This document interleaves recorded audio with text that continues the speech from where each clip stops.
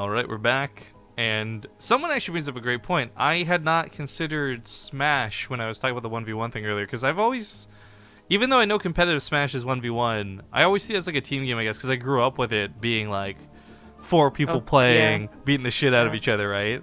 So that's actually a really fair point. You got Street Fighter, you got Smash, you got a lot of the console games. I guess for me, I'm just always thinking about internet-related things. Right, PC basically, because that is, I think, the reason that we didn't think about it or discuss it.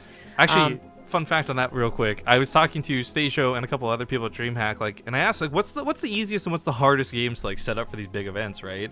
And everybody unanimously basically said oh yeah, pretty much any of the console games are the easiest because we don't have to run internet to them. You just set it up on a TV and everyone's good to go.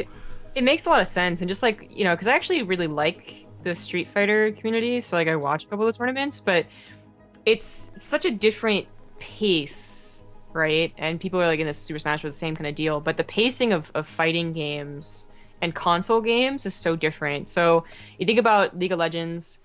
This will actually go through every single game. You tell me if any of the matches are actually that short. League of Legends, Dota, Hearthstone can be short, I guess, sometimes. They usually play best of whatever.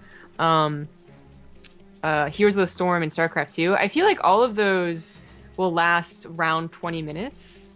Hearthstone, again, I think can end really abruptly, but also take fucking forever because they take forever to make a move.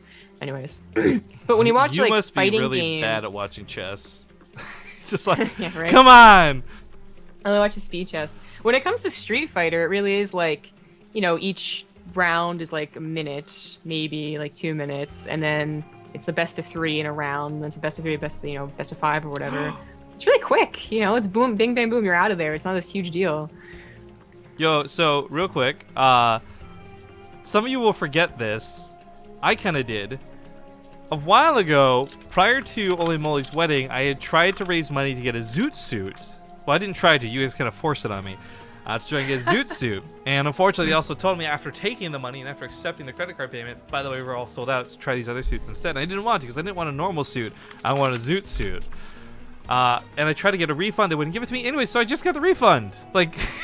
How many months later is this? This is almost a year later. That was 7 or 8 months later. I finally got the refund for the Zoot suit. Oh. So, yay! Money! Finally.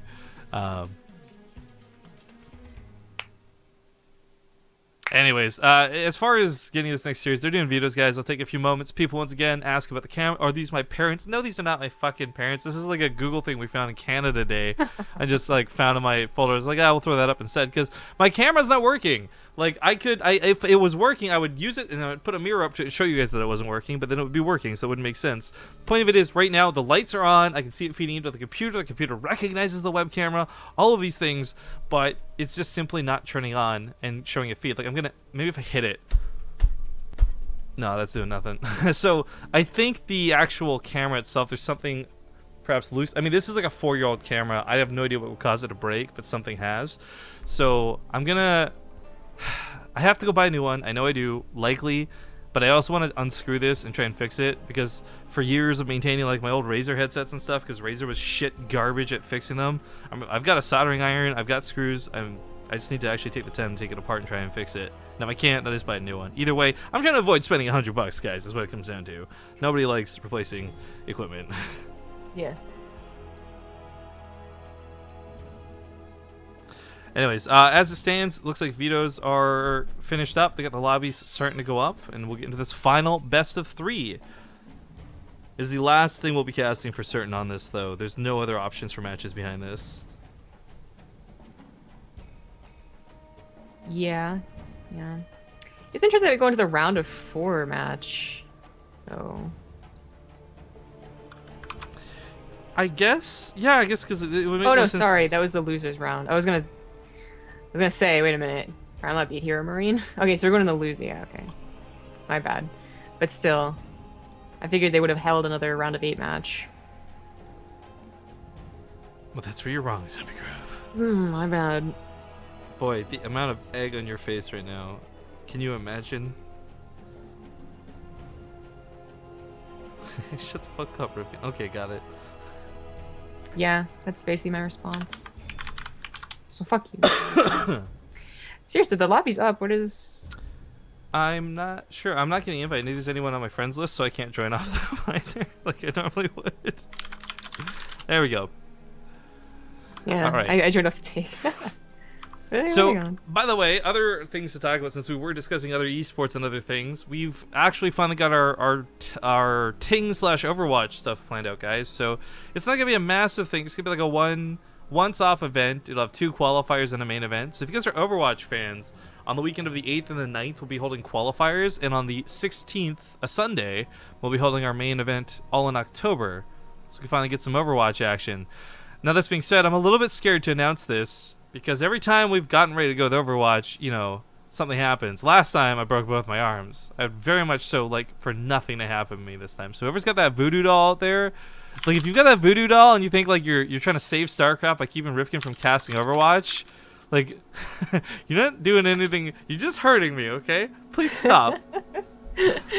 Let's imagine someone out there is really that desperate. Or that malicious. Well, you made it sound like they're trying to do a good thing in the wrong way. Yeah, I mean, we've said before, too, our plans aren't to stop casting StarCraft. Like, the biggest thing we look at right now is, for example, yesterday, or when there's really big events going on, if we don't have the option to cast something, we just lose a day of work, and it sucks. Because, like, you know, when DreamHack's going on, we shouldn't be streaming something that forces you guys to watch us play StarCraft, because, you know, you don't want to lose away from the mainstream of DreamHack's matches. And if we're doing Overwatch, it's a different audience. We get to diversify. There's many good things to it that help the channel grow. But the idea is that, like, right now, we're just mainly looking for ways to do things on days where we can't do things for StarCraft. Yep. It totally sucks. But we got to try it. We'll give it a test. We'll see how it goes. I'm looking forward to it. I think it'll be fun. I had a lot of fun with the one we did during the beta. So I'm hoping, now that things are a little bit more sussed out and better, that the main one will be just as good here in the live version. But anyways, enough about that. A PvP underway. Ladies and gentlemen, it's the losers bracket for certain this time. There is no more plan Bs for these guys. In the bottom left, he is going to be the blue Protoss, FeaR. The top left has the red Protoss. He's PRIMELOT. Big thank yous to Alice. Alice, A1 less. 21 months of me not saying that correctly. Yeah. BaseTradeTV with some hearts around it. That's what I like to see. Cool. Well. By the way, I want to just go back to heroes for one moment before we get too far into this game. Alrighty then. And state that I know this has spurred a lot of discussion. I want to make it clear that I have no ill will except in one category. And what I really fucking hate heroes for, more than anything else, is not its gameplay, not its dynamic, not even queuing with idiots in solo queue. It's the fact that they get really cool StarCraft skins before we get any even normal StarCraft skins. Like that Kerrigan package that they just came out with, man, is so cool. She's like robot ghost Kerrigan. Hello? Can we get that? Or something like that? Actually, you know what the most, I think, you could justify skinning thing in StarCraft would be? What's that? Like, the argument is made, like, you don't want to skin a lot of units that could cause the game to lag in 1v1. You don't want 100 zealots with flags waving, it makes sense. I get you. But in co-op, man, skins for the commanders would be so sick. Oh, yeah. Well, wait.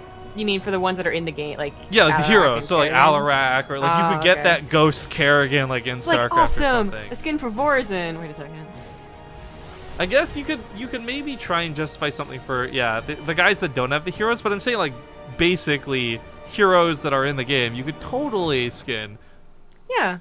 Or, like, even the special abilities that they had, right? So Vorzin's special DTs have a skin, but not the other DTs. Or the battlecruiser that Raynor calls down can get a special skin. There's stuff you can do besides just the heroes if they don't have a hero. But I agree on the hero aspect. Alarak in a Zerg outfit or whatever would be fun. Or something from Diablo. I'm sure there's something from Diablo. I don't play that game. Oh man, actually, you could totally reskin Alarak to look like Diablo. They share a lot of very similar abilities. There you go. Okay, well, anyways, the probe comes back home after a pretty nice opening scout. When it comes to PvP, one side of it is scouting where your opponent is, and the other is figuring out what they're doing. And looks like PrimeLot saw both the gateways coming down on his opponent's side, and FeaR also saw a gateway, but probably guessed two because that's what you do. The difference is, though, these adepts managed to get that mineral line pretty quick. They're both going to have to deal with some annoyances, but looks like PrimeLot is less capable of stopping the damage. His core was out in the middle of nowhere. What? Oh yeah, I don't know why it was looking for a proxy maybe. I don't know, but 7 probes died for this, and the other adepts don't even trade out. This one's got 2 probes? No, not even. 1, because it tried to go for the one. No, it might not. Okay, it gets the 1, yeah. Wow. Barely. That is pretty bad. I really don't know what PrimeLot's Mothership Core was doing. You talked about scouting, and that almost was the case, because he was going off to the right, but then he kind of took like a southern road too, so maybe a proxy pylon is what he was scouting for. Those ones that are put just like on the front lines, they can warp in slowly, but on the front. That cost him a lot though. This early on in the game, that is pretty big. FeaR's gonna have much faster immortals. Well, of course he went for Robo, and PrimeLot went for the Stargate, but unless this Oracle can deal some damage, then yeah, the faster Robo, the faster Immortals, plus the Pro Blasters is really going to be quite bad. Well, the Oracle, I'm going to pause out for the moment. The Mothership Core is in a pretty prime position to overcharge. These pylons are well positioned too. There's not really a lot of wiggle room for this. Hunting the natural is probably his only option. I don't think PrimeLot can defend against the push. I mean, FeaR, he's even getting a War Prism with this. I mean, this has killed other builds, not even just Stargate builds. It's killed people that, didn't lose 7 probes. It's scary to see the Immortal walking across the map like that, and it's scarier when you don't see him walking across the map like that, but I'm not sure PrimeLot can hold. I'm looking at his army right now. It's 2 Stalkers. The pylon will go down really quickly. That's cool. I like that. Game. Well, first off, yeah, he got totally screwed in his openings, right? But I like he used that little stasis trap. That's kind of cool if there's a big probe transfer, but it's not gonna be the case. He's gonna micro the Stalkers. No, he's just he's just gonna tap out. That was a very clear victory there. GG. FeaR takes the first game in this best of 3. Now, actually, I wish. So we don't do talk show style things, but like right now for this topic, this like bouncing around heroes topic in chat, that doesn't seem like it's getting out of hand, but there's a lot of different and very different point of views on. This is the type of thing I wish we could set up something, do call-ins for. Like this would be this would for me would be a lot of fun to talk about. It just sucks that we're trying to do it through like a 3-minute delay, a couple of comments in chat here and there, and I think some people are misinterpreting what other people are saying. It's one of those things where like it might not get the most views. It probably won't even, but like if there's a seriously interesting discussion, that having an hour talk show with 2 other streamers or whatever that are interested in it, and just like on the fly be able to do it, like set it up in a couple of days, record it, put it up on YouTube. I mean, that would certainly be interesting, because I think it's by now, like, right, we talked about doing a talk show and just like that we would pretty much never do a consistent talk show, like every Tuesday. There's just something that we can't do without, scheduling usually gets bounced around every which way, and just in general, how hard a talk show is to keep consistent. But discussions on topics, you usually leave it to just our musings during casts that some people can catch and some people never will catch. I don't know, it works because we kind of have like, with the way we do stuff too, it's the more casual. Like we cast the game, we talk about the important points, but I like that we also kind of get to talk about off-topic stuff too. And I know that for some of you watching right now, that's a big turn off, and I do apologize that we're not your flavor, but I actually really enjoy it.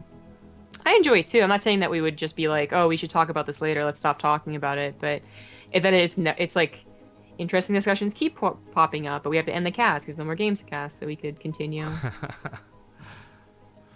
So, anyways, getting into map 2, it's going to be on Frost, but I'm not sure what's happened here to the players. Is the referee left without inviting them? Is this the wrong game?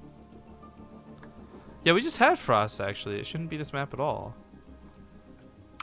So I'm just going to leave this lobby, because I don't think this is the correct lobby.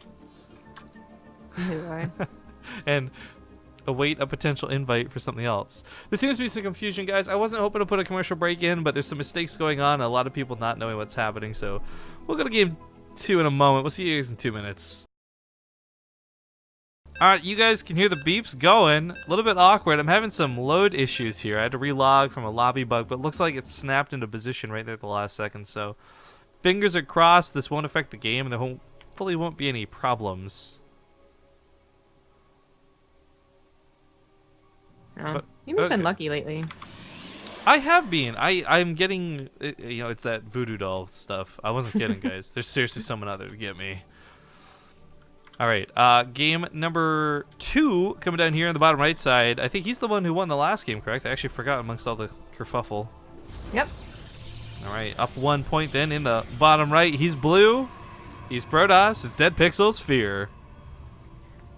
In top left as the red Protoss, he is PRIMELOT. And I guess some poor young fella out there in Twitch chat says, I don't see Songrip typing. When does she write? Or maybe someone else is typing in chat. Well, for those who aren't aware, we do have to run this stream on a 3-minute delay. So anything you see typed in chat is in real time, and that's happening like at the same time you'd be typing. But anything on stream, you'll see from 3 minutes in the past. Or the future, I guess, depending on your point of view. The future. I guess it's the past for us, but it is the future for Twitch chat, right? Yeah. That's such a weird thing to consider. Amazing. It's truly Okay. amazing. Last game, PRIMELOT, I guess, got a little bit dicked over by openings. There's no better way to phrase that, but he really did get screwed. On one hand, his adepts were not only coming in later, but they got intercepted by stalkers, something that FeaR didn't have to worry about at all.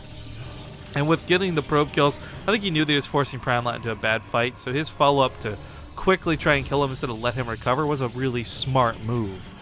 This time around, first off, does PRIMELOT let that same mistake slip? I think absolutely not. I think you're more self-conscious than ever to make sure that that doesn't happen again. But if it does, it could just be a weakness that FeaR is able to expose. Either way, gateway openings for each, not so surprising, entirely expected. To be honest, that push that FeaR did was going to be scary, again, no matter what PRIMELOT opened with, because that has killed other builds and other scenarios and other, you know, other PvPs. It just can be a surprising attack, first of all, because you're not kind of expecting, like, one immortal, like, who pushes out with that, you know? And if you don't get the scouting, then it can be very difficult to hold, but he would have had a better chance at holding if it wasn't for everything else that happened in that game. It really was just like he realized I had no chance of holding and tapped out so easily. So the same build could happen for FeaR, is kind of what I'm getting at. Like, he could do the same thing. But PRIMELOT, granted he doesn't take, again, SE probe damage, rather, not SEVs, he would be able to hold, probably even scout it on Frozen Temple, because, you know, there's not the awkwardness of finding where your opponent is first. But probe, he might just be the one that put down a proxy, pylon, and maybe a gateway? Although if he was going to put down a gateway, it had to be to the right side, not to the left. Okay, he's just going to go for the scout. And they're both going to go for Nexus. And at this time. Sentries are interesting. Not so much because force fields are really whatever. Sometimes you'll see force field catch a couple units. That's cool. More often than not, though, especially in lower stakes fights, Guardian Shield ends up being massive as far as damage reduction goes. We're just in chat being little shits. But we are. I'm not gonna lie. You misread that guy. Oh, I see. You're the last person. Like, it's in like you shouldn't. You're the last hope. I see. Transistan wrote this thing in chat. I thought that was sarcasm. Like, you'd be the last person. Like, yeah. You'd be the last. If you're the last person on Earth, like, I wouldn't even date you. Like, that's sort of like my mistake, Transistan. So if you're hearing this, apologies, because I did completely misread that. Yeah. That's a big deal. So I'm getting lagged now. Are you? No, mine is clear as day. Oh my god. So It's like hungry, hungry Ultralisk. Pineapple's on me now. Yo, actually, we haven't done that for a while. We need to do like a sub day with Rainer Party, because it's as dumb and repetitive as that gets. That is a fun game to play. I did that recently. It was super fun. Alright, Adepts transfer to the main. The overcharge goes off, and it will be able to kill these Adepts pretty soundly. FeaR's only going to get about 3, maybe. No, wow. I wasn't destined to get that last shot off. I really like, I imagine because it takes so long for Adepts to shoot that they're actually doing like a discus throw. It's just they didn't bother animating it. But they're actually like winding up and like getting calm and like ready to throw their disc, and then they finally do it. It takes forever. I have an idea about something regarding the misunderstanding regarding a potential talk show. But we'll talk about that after the game, because it's actually a saucy idea. Adepts are going to fall back. You can't really fight in that front line. Other side of the map, there's nothing but a hallucinated Phoenix, so there's no real counterattack damage. This is all on the defense for FeaR. Overcharges initially are not bad. He's still got one up his sleeve in case this comes in to be round 2, but he's trying to buy time to get that army supply up to where he wants it to be. And that Immortal, will that be enough of a turning point? I mean, it's a lot of units versus not a lot of units. Yeah. That is very important, though. I thought the one on the production tab was his first one, and that would maybe be game over. He's forced into the potion overcharge without anything actually happening as well, and PrimeLot does want to still continue pushing this. You know, he's getting Blink, he has the proxy pylon. It shouldn't devastate FeaR, but he might have to pull probes, or he might lose a couple of key units like the sentries. I think PrimeLot just missed that adept transfer, and I don't even know how. It was like right between the pylon and the stalker vision. Yeah, there actually isn't any. He could have literally just been looking at home at the moment. He should have been looking at this map. These 3 adepts coming across, they won't find no resistance. A couple of force fields, guardian shields, maybe the mothership core as well. We'll see if it's enough to stop this. Okay, he could have gone on the main as well, but... See, the thing is for this, as long as he's outside of the overcharge range, if the sentries come back and attack, he's going to snipe one of them, which, you know, PrimeLot doesn't really want. Yeah, they're pretty expensive units. And that looks to be the case. There we go. One goes down. He might get all 3, actually. Oh, he canceled the shade. That's actually... If he got all 3 sentries, it's totally worth it, but now he's going for probes. I think he had to look back home for a second. Yeah, that's what happened. Thank you for jinxing it, by the way. I'm starting to see some of that lag now, too. Nailed it. Awkward. Okay, well, I thought this game was going to get a lot more all-in than it did. I was going to mention a big problem with getting people on talk shows is you do have to ask them for a lot of time. Even for us, right? To dedicate an hour or 2 to something that is just talking. Whoa! What? Okay, there wasn't adepts in the mineral line. The probe counts are still 36 to 40. I guess maybe he thought the weapon upgrade was too much or the immortals were too much? The immortals. He thought the immortals would be too much, and he's not entirely wrong. We've certainly seen games like this where one person goes for Blink Stalkers, the other one goes for immortals, and the person going for Blink Stalkers isn't able to translate to like a lead. But that was still abrupt. Audience, I'd like to note, if you're watching right now, we're experiencing the wild zombie grub in her natural habitat. You can tell she's feeling a little warm right now, as the sweater's half off or half on, depending on your point of view. Either she's a bit chilly, looking to warm up, but not too much, or a bit warm, looking to cool down, but again, not too much. So take note in the wild brush here in Virginia that this is the zombie grub in her natural state. Thank you. You look like, you know what you should do? It's one of those things where, like, you know when girls do like half the face covered in makeup and half the face not? And like that's kind of like what you're doing, but with the sweater thing. Anyway, sorry. You're right, though. The Immortals may have been too much. I personally don't agree with the tap out, but at the same time, being down one of the series may not want to waste his time here in the losers match it. That was the last match of the day, so congratulations to FeaR, who'll live a little bit longer here in the qualifiers. We'll see the rest of the games play out tomorrow, though. And going back to that point I was going to make when I thought the game had more time to it, is I don't really mind so much. Like, if we do a talk show, it's a fun idea for you and me, right? And the biggest reason we don't do it is really we know that it's not worth a lot of other people's time.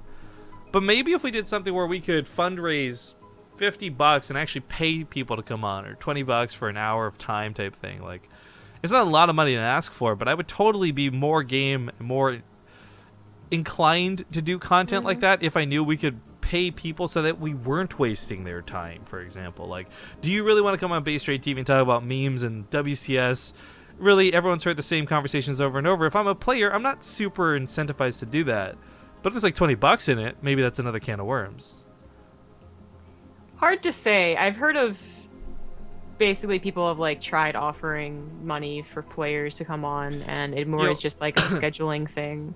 I think the thing too is I wouldn't even want the biggest names. Like, I wouldn't try, and I want to make sure everyone's fully clear. I'm not trying to say this in any disrespectful way, but the big names you normally see come on a talk show, like In Control and some others, you know, Che-Man used Destiny for popularity. I wouldn't even want to go that route. I would want to get people who I know have opinions on the scene, although be it not necessarily as outspoken as others. And I can think of like 3 or 4 players right off the top of my head who are a little bit quieter than most, but I've talked to one-on-one with really good opinions. Like, those are the types of people I think I would want to have on that sort of show, you know? Mm-hmm. And I guess the nice thing is too, like, yeah, like again, no shots intended to be fired. We don't need to hire big names. Like, we've got a good enough following that I'd be satisfied with 600 people tuning in, which I think we could get for dicking around, talking about junk. I don't know, guys. We talk about the idea of a talk show on and off for a long time. Maybe it's a week where we got nothing else going on. We could try throwing something like that together. But for now, the idea of a BaseTradeTV talk show is still just that, like an idea, and not anything we're working towards actively at all, despite the really cool suggestions and ideas out of chat.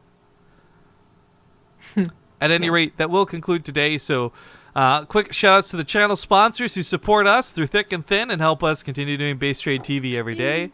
Yeah, G2A guys, they're changing things up. I gotta get new graphics. Honestly, I don't know what's going on with it because they're in a bit of a transition period where I guess the guy who was our contact is leaving the company. So I'm getting acquainted with this new girl who doesn't seem to be up to speed. So as far as I'm aware, it's no longer 3% off. It's 3% cash back. And that goes towards your G2A wallet. So either way, the code's still base, and you still essentially save a couple of cents here and there on each of your purchases. Either way, get games for cheap on G2A.com. Corsair's got a lot of fantastic equipment. I wish I could show off mine right now, but again, my camera's dead. If Corsair made cameras, I'm sure that wouldn't be the case, though.